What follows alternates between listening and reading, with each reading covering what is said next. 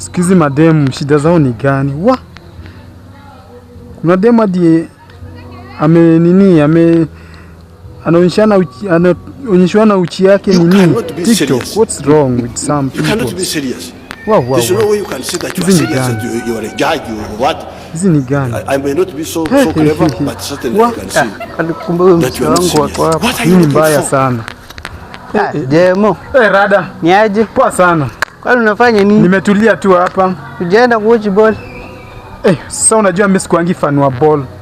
Mwanaume. Sikuangi fan wa ball kabisa. Bwana mwanaume. Unajua ball. Mwanaume unakosa aje kuwa fan wa ball? Hizi maball unaweza enda kushindana huko, mwanzo kushindana huko mstukani mmepigwa mapanga lema.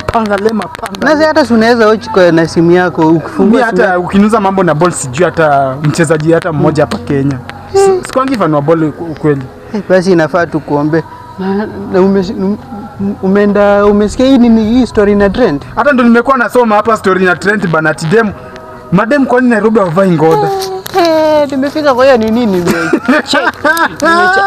Lakini unajua nini? Ati sikizo unasikia ati unaambiwa tu inama hivi umeachilia mzigo wote nyuma mtu unaanza kazi yako bana. Lakini unajua nini? Lakini mademu hii Nairobi watakuja kutumaliza siku moja. Lakini hata huyo demu kama hata kuwa amefanya nini? Anakaa fiti. Alafu imagine anatolewa nguo anapigwa picha. Najua nimeona nimeshtuka. Anapigwa picha sehemu zake nyeti, sehemu za siri bana.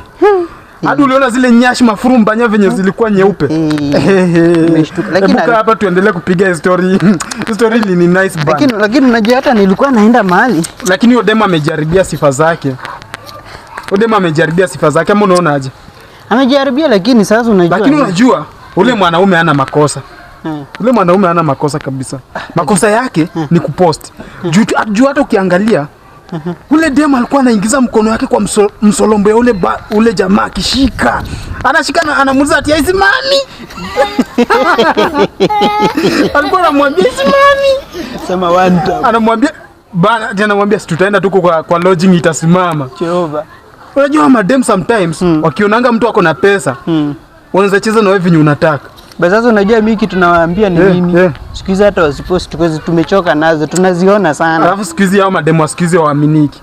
Unachana kademu kako, kanaenda kwa mbabas. Imagine kanaenda kwa mbabas kanaanza kudarwa. Imagine unapata demu yako na nini, anadarwa na mbaba. Sasa sieri tu sasa ukae single kama mimi. Hata mimi siku hizi nilichorea hizo vitu. Hizi stories za madem bana hata siku hizi zimetuchosha bana. Heri ukae tu life yako. Mimi nilichorea. Utaamua upate ule mtu mwenye anakupenda, mnaendelea life mbele. Lakini hiyo story mimi hata iliniboa, acha mimi niende hivi. Lakini madem sometimes wanatuharibia masifa huku nje bana. Tutakutana.